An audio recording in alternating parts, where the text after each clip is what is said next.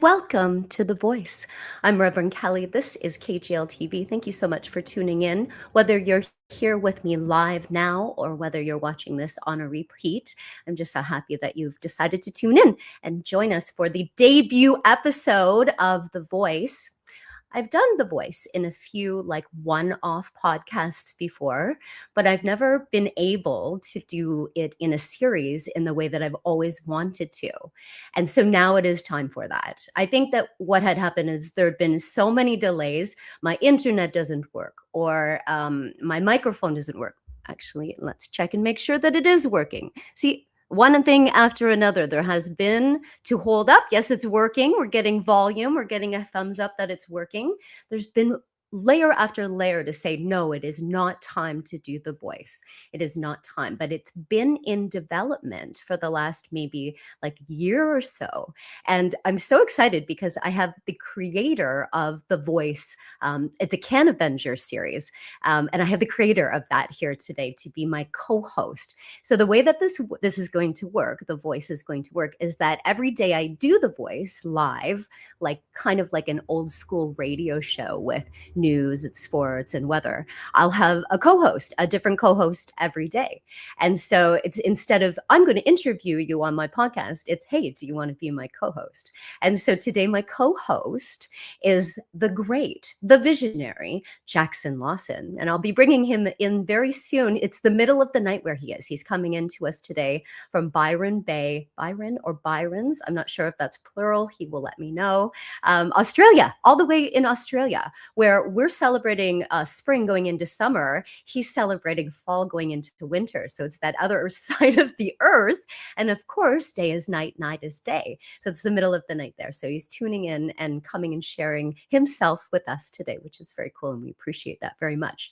So as I said, we're going to be doing this sometimes daily during the week. I don't know what the schedule's like right now. I'm playing around with it. I've been doing various shows on KGLTV for the last probably 6 or 7 years. It's been going on that long. Different formats. There was one that I did called Spiritual Sunday. I have the graphic for it. Check this out.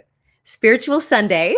It came to us with Reverend Kelly. It was live and virtual. And I would chat with people about things to do with cannabis spirituality. I did one called the Reverend Kelly Green Show, or maybe it was just the Kelly Green Show. I'm not sure. I have a clip from it. I used to send it to my producer, DJ Penthouse, that's his name. And then he would put it all together for me. So this is a clip from that old. Wow. Or wowie zowie? Wowie zowie kapowie? It's May!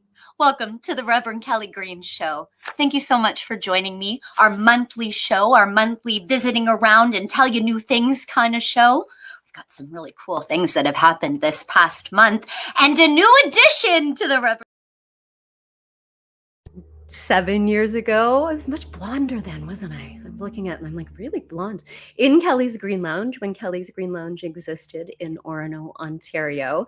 And it was sort of in that time when we would go live on Facebook. Facebook Lives were really popular back then. StreamYard was just getting started, so I wasn't using it. That's what the production studio I use right now to produce all the shows on KGLTV. And it used to be just live format, and I would interview people, and I loved doing that because that's how KGLTV started, to hear people's stories about why they were in cannabis, the cannabis sector, industry, or why they used cannabis as their medicine or their therapy, and just sort of get that information out.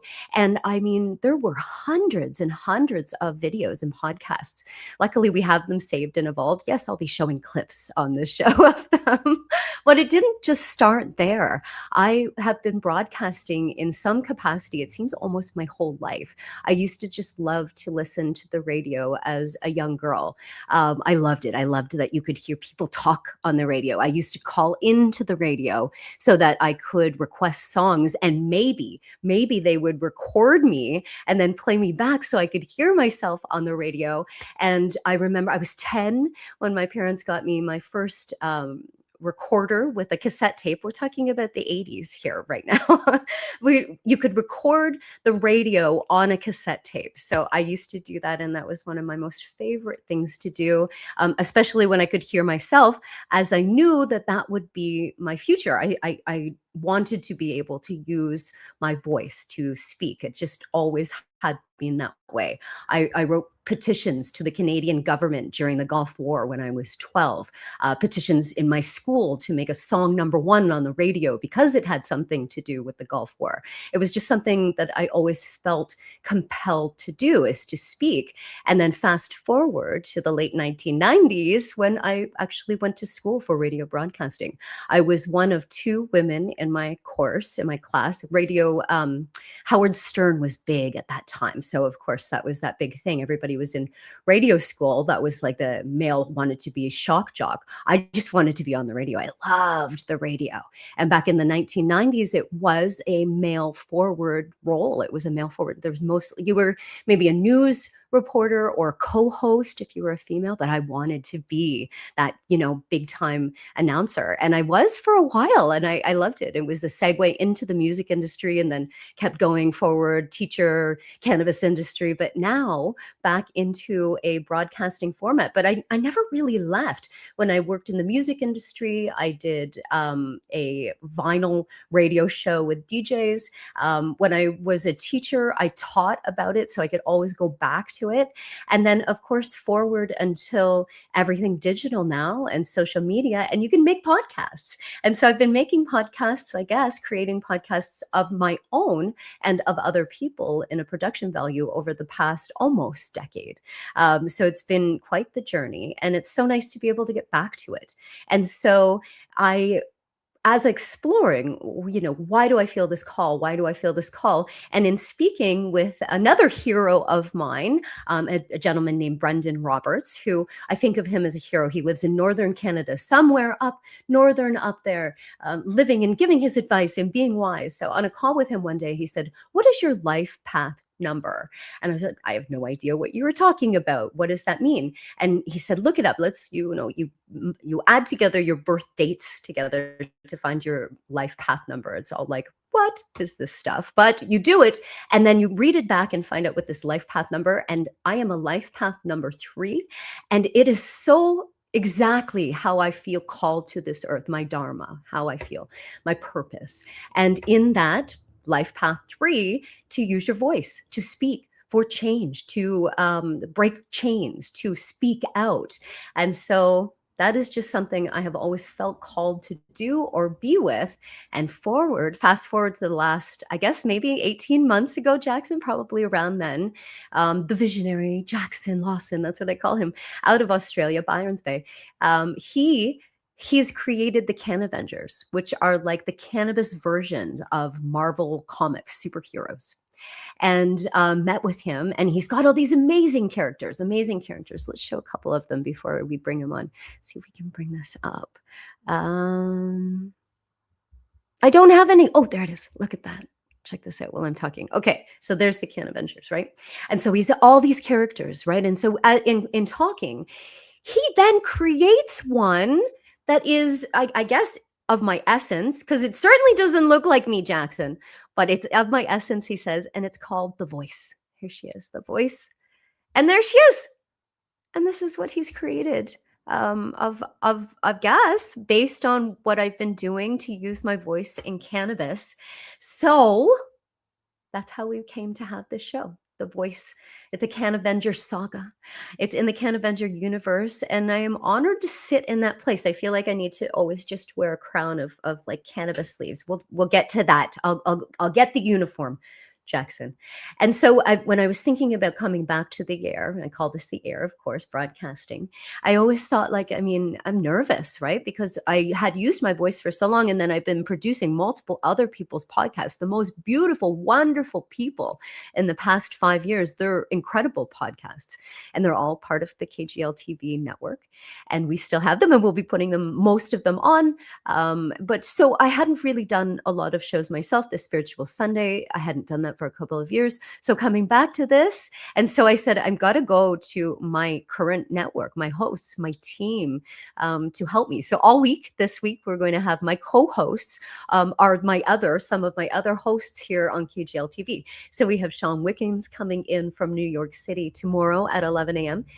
We have Otis Galloway, who's coming in from Scotland on Thursday this week. So very excited, very honored to have these gentlemen with me this week. Next week, and one of the other reasons why I brought the podcast back is so that we can talk to some of the competitors of So You Think You Can Cook with Cannabis. Amazing humans that need to be interviewed, that need to have another platform to share their story. So we're going to be doing that next week. So we got tons of stuff. So if that means that you're just tuning in right now, like, share, follow, whatever it is, those things that you're supposed to do, so you know when the podcast is coming. We're on YouTube, we're on LinkedIn, we're on Spotify, all over different social media platforms.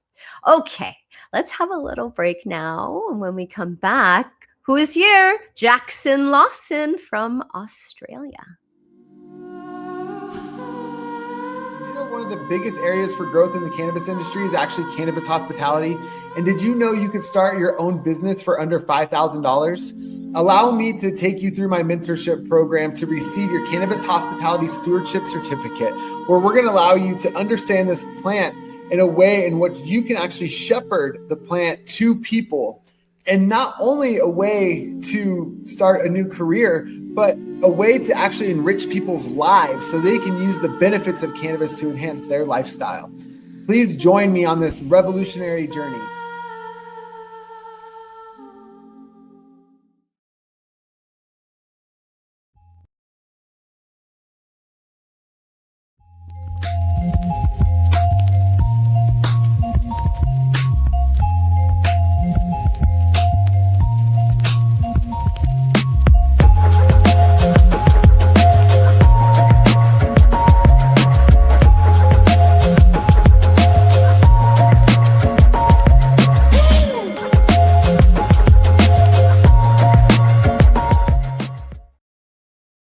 Okay, welcome back. You are watching and listening to The Voice on KGLTV. I'm Reverend Kelly, and we have our co-host for the day, Jackson Lawson. Hi, Jackson. Morning, Kelly. How are you, Rev? Morning to me, middle of the night to you. What time is it actually right there in Australia right now? 1:15. 1:15 in the morning. This is a true and loyal friend. So here's what happened. I sent Jackson a message this morning and I'm like, this is my debut show, Jackson. You're not answering me. You better not be ditching me for my show. You know what I realized when I sent you that message? I hadn't consumed cannabis at that point in time. And I have to recognize that is that, when you consume, my belief that when we consume cannabis, we're conscious, we're aware, we're grounded, we're our real true self. We're in our higher self, not in our ego. Our ego is the one that panics. Our ego is the one that, we feel that. And you know what? I can say that to you. I can say that to Jackson because he completely gets what I'm saying. Since the day I met Jackson, we have vibrated in this way, in the same frequency. He's literally on the other side of the world, but such like a mentor to me, such a partner to me, such a like, you inspire me, Jackson. You teach me. There's a lot that I have like where I'm like very emotional and very like, I'm going to do this. And Jackson, sometimes he's like, well, let's look at it from this perspective, in that like grounded sort of like I've been here 1,000 years sort of way, right? The Wizard of Oz without tricking us. That's how I think of you, my friend. That's really how I think of you. So, Thank you for all of that. Thank you for creating the show. Thank you for being here today. I'm going to let you talk now, Jackson. Thanks for joining us. Thanks, Rev. I always appreciate you too. You've always inspired me and helped me bring the rest of this through, and always gave me a platform to share it, which is always a pleasure. Love your work. And just watching how everything works outside our country. We're so far behind in the culture, in the business, the industry, the acceptance, still in a lot of the stigma stuff, and watching everyone in states of freedom be able to share the informations that we love and know about cannabis. It's just a beautiful time.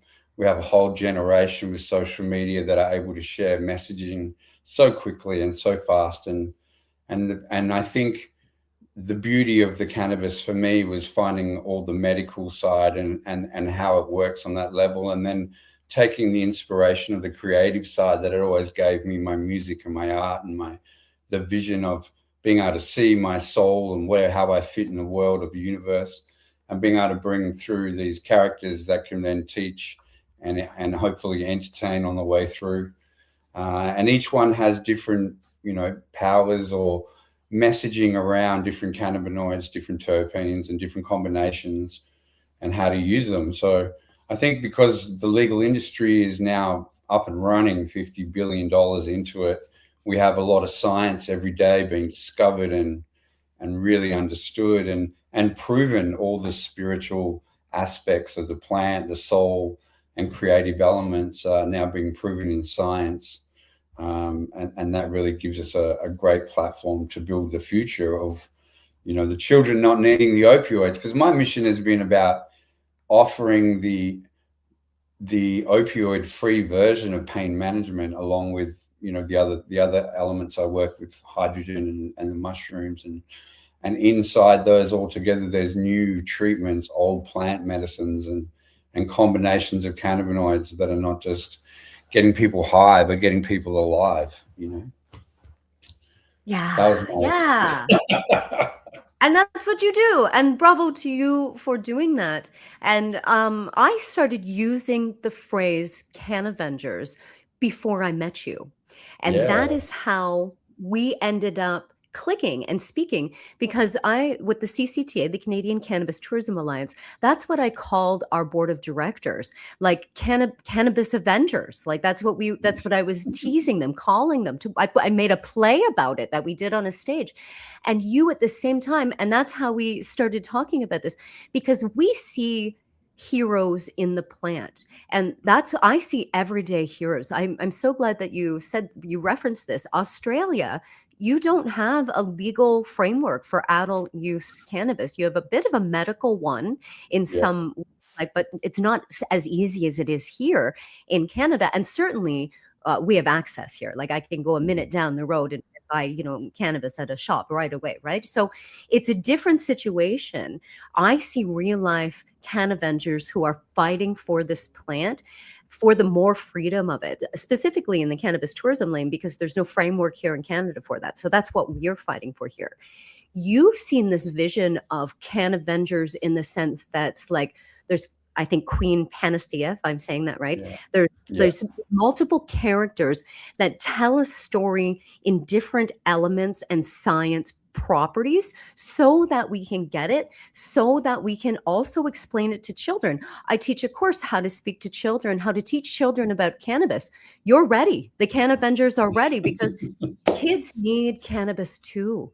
And not in the sense of like intoxicating. We're not saying that kids need intoxicating cannabis, but cannabis should be an available medicine for children as well. We're seeing enough of that. You've referenced that, people getting off of opiates, but there are children that are on medicines right now for ADHD, for other things. Anxiety. Like anxiety medications. And CBDA is 1,000 times better for anxiety than CBD. It makes the body produce serotonin, interacts with those receptors, and we instantly can reduce anxiety, which is phenomenal. And over here, we were lucky to find a plant they created which held the CBG into the adult plant. And then it was hemp based, so it was only 0.2% THC. We then slow cooked that into olive oils, organic olive oil, over 7 days, and freezing it for a couple of nights, which releases all the terpenes. And suddenly we had this amazing mix that was really cost effective to make, but we could deliver it for free through the communities a lot of the time. And it was amazing. And there was no THC. And I've got 4 kids that I raised, and we had our own family traumas that allowed us to use these types of medicines and not send them to mental anxiety, synthetic drugs, and watch them come through and actually heal those traumas. And now they're a lot stronger teenagers. But it was amazing to be able to have all this information and watching it in the real world, and then being able to create the characters that can then teach hey, listen, this is how this works for kids, you know. Yeah. I was lucky. My kids' first job, all three of them were, the younger ones were selling hemp 3D molecules of THC on little things at a hemp exhibition thing in here about 5, 6, 7 years ago. And so it was a really interesting watching that generation come in without the stigmas. And, you know, that's what the Cannavengers really come down to, is the next 30 years, the main cannabis brands are going to become the Panadol of that generation, where there's no synthetic paracetamols or anything needed, but the cannabis brands that can deliver that to families.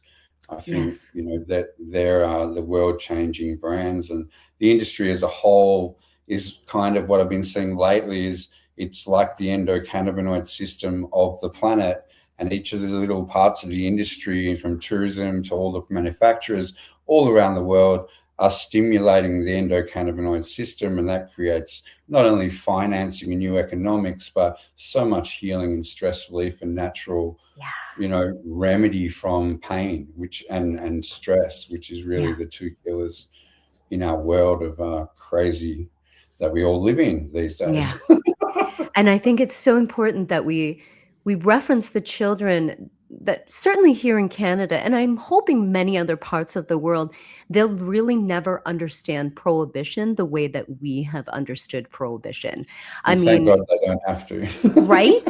And in the sense of, like, if you wanted cannabis as your medicine even 10, 20 years ago in that frame, like, you were looked at as like dirty, or like, what, you're using weed for that? And we were not talking about the endocannabinoid system that every single human has, that is the regulatory system that cannabis locks into and allows us to thrive with. We're not talking about that back then. And that's hardly even taught in medical school around the world, barely here in Canada now, in some programs. Just in starting. It's just starting. Right, just starting. And so imagine 10 years from now. And then imagine 10 years from then, right? So we're talking about, my son is 18. So I'm hoping in 10 and then 20 years from now, I'm going to have 27 grandchildren. I can only hope and pray that they Go Lion. you know what I mean, right? Go Lion.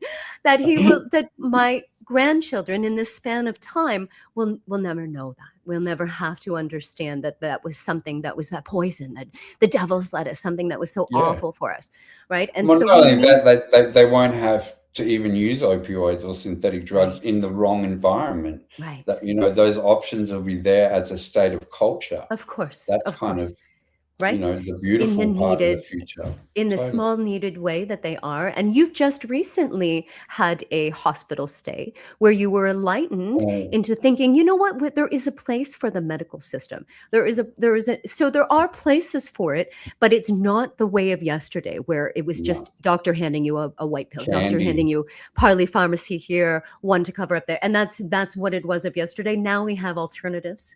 We're traveling for medicine, we're traveling for wellness. We're trying to understand where that diversity and that division is. It's beautiful. Okay, so Jackson, we're going to go to a commercial break, one more. And then when we come back, we're going to do our regular segments. We're going to talk about the news, we're going to talk about some sports, and we're going to talk about some weather. We'll be right back on KGLTV. You're watching.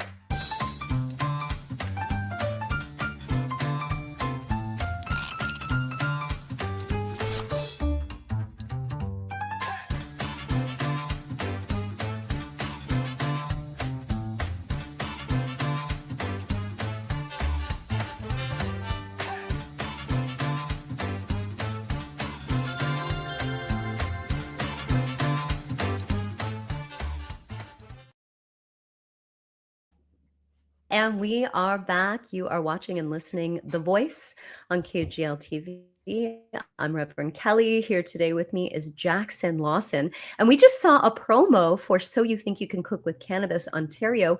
It's a show that's happening June 1st in Whitby, Ontario. This is the fifth time that I have produced this show.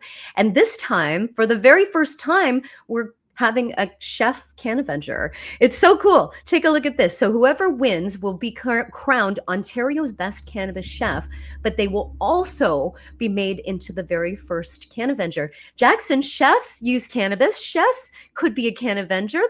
They're superheroes, right? When it comes to cannabis.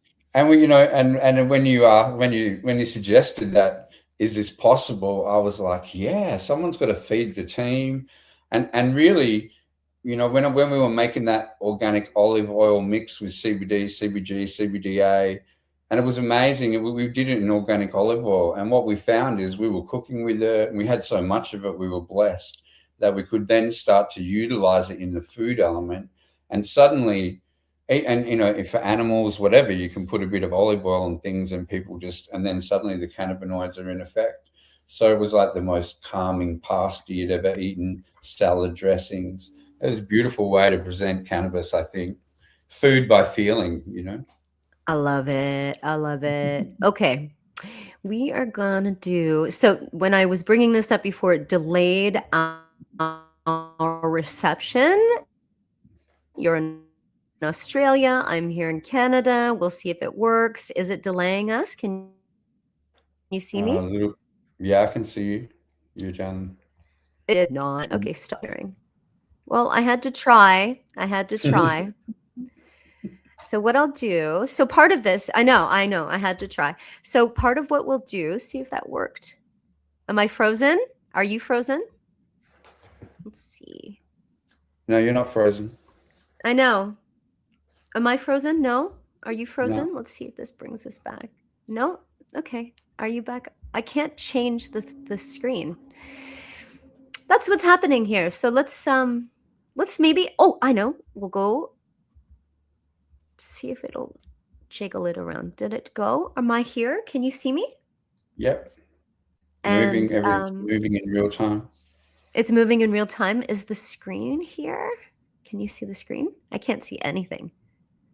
Only a little in the corner screens of you and me. Okay. This is what happens when you're doing a live show. It's no problem. How amazing here we go. is it, Watch this. Watch this. Boom. We're back. Okay, so during the live show, I cannot show the news article, but I can talk about it. There's a new California study that's finding evidence that cannabis could treat obesity and diet. And this comes to us from the sfgate.com. So it's San Francisco, and it talks, Jackson, about how the researchers at UC Riverside gave cannabis to obese mice and found that not only did the rodents lose weight, but when given in a concentrated cannabis oil, the mice also saw that striking benefits in their metabolic function. They actually said that it would work, leading to a cannabis diet therapies. So the reason why I chose that story is because, have you heard about, I don't know if they're like peptides or what this new stuff is where people, it's really not tried a lot. It's in that sort of like trial phase of like, I think it's called Ozempic or Ozempic or something like that. It's in Canada, and there are people that are taking this stuff, and on the bottom of the screen, it's for being obese. On the bottom of the screen, it may cause this, it may cause this, it may cause this, it may cause death, it may cause hearts, it may cause seizures, right? And if they were to just see this study by this San Francisco group, then maybe they would see that cannabis would be an alternative for whatever this is that's the doctor pills. And I know Without that you the understand it. So that's why I chose that one today. Well, I think also because of the cooking as well. So you look at how to regulate appetite. Yeah. And in doing it, and like I said, it's cultural integration. So if you learn how to cook with it, and you've got it in your backyard, like the herb garden, you know when to utilize different strains of it in different ways. I think that's what the cooking show has the opportunity to bring and teach people. So I was excited to create the character and understand, oh, right, there's this whole dining element. and a great new It is a part of it. work with. It's a beautiful part of it. So we'll make the first cannabis chef, Cannavenger chef. Jackson, we're out of time today. It's gone by so fast. We're running out of time. I know we're here. It's a 30-minute show. Can you please tell our audience where people can find you, where they can follow along the Cannavengers and your app as well, please? So the CVR universe, CannavengerUniverse.com, is where all the information about the narratives and the characters and there's a membership thing we're putting into that section of how to support us, t-shirts, all that stuff will come. The NeuroLeaf.pro is the actual app, and it's probably the most insane cannabis intelligence tool that we can use every day. If you want to build protocols, if you want to educate yourself around it, help talk to your kids, or even help talk to your doctor, you can build your own protocols. And inside that, we've built a travel section. So if you're going traveling, you can find safe passage, all the latest laws and everything, and actually plan, and all the best experiences, like the 420 event you ran with CCTA, that was in there. So it was like, it really just gathers anything you want to know about cannabis industry. You can ask it vocally questions. Now we're starting to upgrade that level. So that's going to be fun to put on phones and see people, really start to learn the truth about what we're in this for. And the last thing I want to say is, like, I have to do the opioid journey thing was like, they cut me open, my whole entire belly, which is pretty wild. And I did no opioids in the recovery. So that was 3 weeks ago. I was out cold on the operating theater, and so utilizing hydrogen, cannabis, and a couple of Panadols, here and there, was just proving in my mind that everything we're doing is correct and it works. So if people have that option, you come out of the healing so clear, and you're not coming out of it fuzzing, trying to get away from that pain stuff. So, that was my little message for this month. It works. It does. It does. Thank you for sharing that with us and for telling your story. And we can find you on social media, on LinkedIn. The Cannvengers with a Z, Instagram, TikTok, and YouTube. Wonderful. Thank you. Thanks for joining and being my very first co-host, Jackson, and for creating the voice so that I would have a show to wrap around her. Appreciate you. Well, you are the voice of cannabis. Thank you, Jackson. Thanks for everybody for tuning in today. We'll see you again tomorrow, 11 a.m. Eastern on KGLTV. I'm Reverend Kelly, and this is The Voice.